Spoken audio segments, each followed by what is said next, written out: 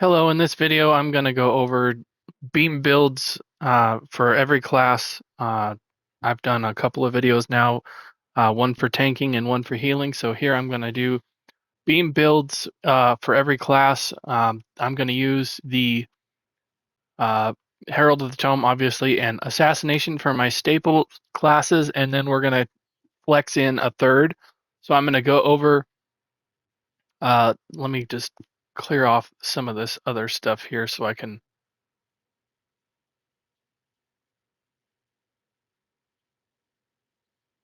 go over so that this is roughly how I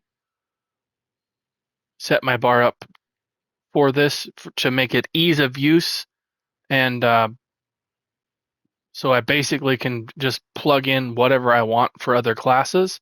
And so I usually put my cloak over here, and then I've got my beam on my circle button and my Cephaliarch's flail on my L1 button. Reaper's Mark is really strong in content when you're not running with a tank, because this can apply major breach to an enemy, and then when you kill the enemy, you will gain major berserk for 10 seconds. So this is a really strong one to put on your front bar so that it's available whenever you're running around. The other nice thing is it will help proc your assassination passives on your front bar. And then we've got Flawless Dawnbreaker here to proc the Fighters Guild passives. If you're not going to run, if you swap out that you could do in content, if you're not on the dummy or something like that, you could put Incapacitating Strike there, and then put the Camo Hunter in the Reaper's Mark place. That'll give you a little bit more simplicity. Whenever you critically strike, this will give you minor berserk on your front bar while proccing the Fighters Guild passives. The Major Prophecy and Savagery buff is going to be redundant because I slot the Merciless Resolve on the back bar to give me this buff on either bar. So now that we're on the back bar, we'll talk about Inspired Scholarship. This is your passive on either bar, Major Brutality and Sorcery. With these two skills slotted, the Merciless Resolve and the Inspired Scholarship, that removes the need to use a power pot on the build, and now you can use either just a full-blown tripot or just use a standard stamina potion. Then this is the flex spot for class skills here, where I put them. Then I put Concealed Weapon. This gives me minor expedition passively on either bar. I don't have to cast this if I don't want to. It doesn't really do a whole lot of damage enough to eat up a GDC for that. It's just there for the minor expedition while running around. Blockade of Fire is for the back bar to proc our weapon glyph and do a lot of damage in a massive AoE. And then we've got Languid Eye on the back bar for the ultimate. So I'm going to go through every class outside of the Arcanist and Assassination for Nightblade. And so what we're going to do is we're going to start with the Earthen Heart skill line. And what I'm going to do is I'm going to put the Shatter Spike Mantle on the back bar. That is a 20-second damage over time dot that also increases your damage done by 100, and it also will proc the Landslide passive. So if you're in a very long fight, that will help as well. So in order to fill up the front bar with something that's not a lot of babysitting, I like to put Lotus Fan here. This is a gap closer, and it also does magic damage in an AoE, and it inflicts enemies with minor vulnerability. So that'll help you kill enemies faster. It'll also add a little bit more critical chance to your front bar because you're slotting a little bit more assassination skills on the front bar, so you'll get a little bit more critical chance for that. And this is regardless of whether or not you're facing the Master Assassination is when you are flanking the enemy. So this one right here, the more the pressure points, the more assassination skills that you put on your front bar, the more critical chance you're going to get. So that is how I set up the Dragonknight with the assassination and the Herald of the Tome. I'll just hit this dummy really quickly so that I can go into the battle scrolls here, and we'll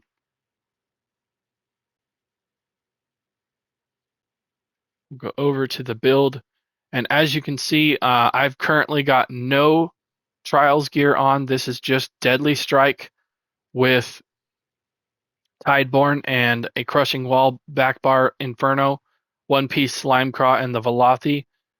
If you're going overland and you're doing something that's even moderately difficult, a really quick and easy switch out for this is just make a necklace piece of whatever you need to swap out. So for example, if you need to swap out a ring piece, I currently have Deadly Strike here, so I would need a Deadly Strike necklace, which I don't have built. So you could put a necklace on. Let's just put that on for a second, and then you can put on the Ring of the Pale Order instead, and then this will still do quite a bit of damage. You'll lose a little bit of power, but it'll gain a lot of survivability. So that's a really good way to keep yourself alive if you're doing a little bit more difficult stuff. That would be something I would definitely switch into, but that still keeps the fluctuation here of having all of the subclasses here. So we're going to switch into the Sorcerer next. And I pretty much do a very similar thing that I do with the Dragonknight. I slot that over there. We'll put Hurricane on the back bar. This is, again, a major resolve skill. The one thing that you could do differently if you want to, it's going to take a little bit more babysitting, but Lightning Flood is a really good skill to put on your build for a couple of reasons. One, it's an AoE damage over time, but also it will give you a synergy to hit, so that can help you with sustain. And also, if you're slotting something on your front bar, you're going to get a little bit more weapon damage. By doing that, you'll get 108 weapon damage on your front bar by slotting that. And so that'll be how I would set up for the Sorcerer on this build. So we'll just do the same thing. We'll just smack the dummy, get another. So if you want to, you can pause the video here. This is how I would recommend setting up. If you don't want to use the Lightning Flood on the front bar, Lotus Fan is still a really strong skill to use there because of the AoE minor vulnerability and the increased critical chance that you're going to get by slotting the extra assassination skill. So we'll go right into the next recommendation here. I'm going a little bit fast, I know, but I'm giving you an opportunity there to pause the video. So the next one up is the Templar. I'm going to recommend that you go with the Adric Spear on this, just for the simplicity of the build itself. Just having that blazing spear in content when you're running around is really, really nice because this will immobilize enemies. And so if you're wanting to fill that back bar space up, I would just put Lotus Fan there just to fill it up. You don't have to actually activate that, but if you do want to use it, it's there. But having this blazing spear here is a really nice skill because it will immobilize enemies for you when they get hit. And if you have any other allies with you, they can hit your synergy and gain resources from that as well. So I'll hit the dummy once more and we'll get the screenshot for this one.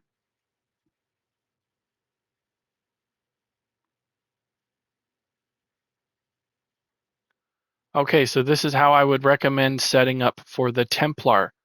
Again, you can pause the video if you want to and get a good snapshot of this.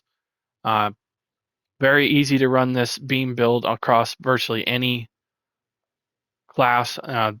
The Assassination skill line and the Arcanist beam are really they pair really well together. I'll go over why the Arcanist and the Assassination skill lines are so strong here in just a minute.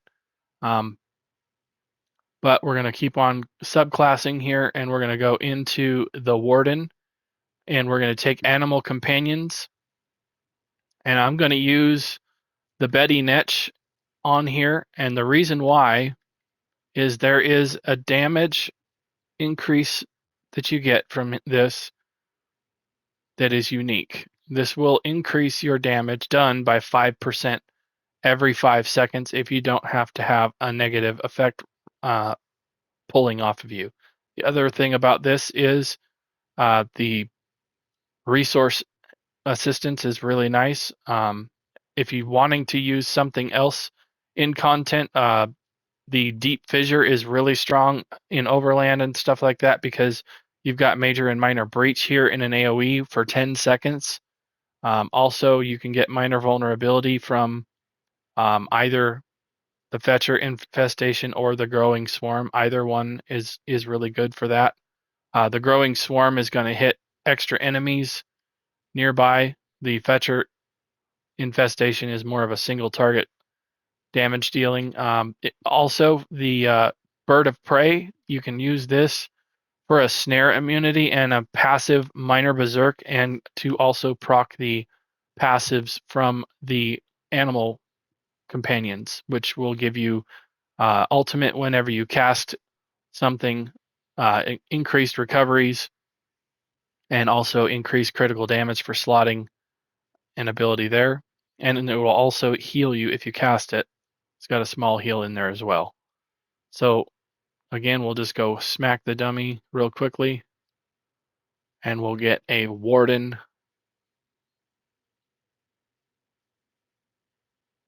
picture here. Okay, this is what I would recommend for Warden. This will give you, again, this will give you a good run, easy build to run for the Warden. And again, this is not any Trials gear. This is not a super damage dealing build. This is just a good overall run around, do some dungeons, do some questing, do some missions. This probably would do just fine in most trial situations. If you're not running for a score push or something like that, this will definitely do in the 100,000 range easily. It's very strong build, so you can do that on pretty much any class and just swap in like I'm showing you. So the subclass, the last one we're going to do here is Necromancer. This one is a bit deceiving if you're going to do this on a trial dummy for a parse, because a lot of the benefit that you get from Gravelord's sacrifice, or excuse me, Gravelords in general, is very, it doesn't show up on the trial dummy because a lot of this is penetration based, and this is where the Gravelords shines is actually in Overland content. So this is how I would set up the Necromancer. We'll go ahead and smack the dummy there, and I'll talk about it when I get the screenshot up here.